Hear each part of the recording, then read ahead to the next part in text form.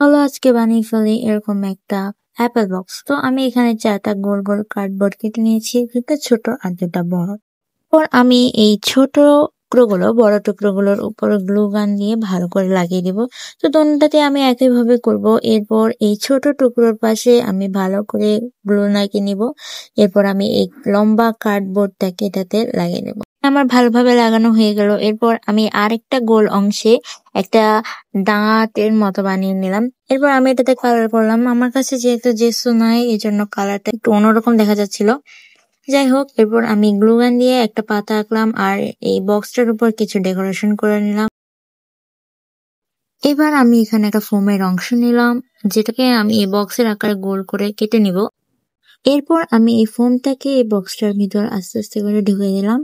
তো হয়ে গেল আমাদের বক্স। আর এখানে আমি কটা পেনও রেখে দিলাম। তো কেমন হয়েছে এটা?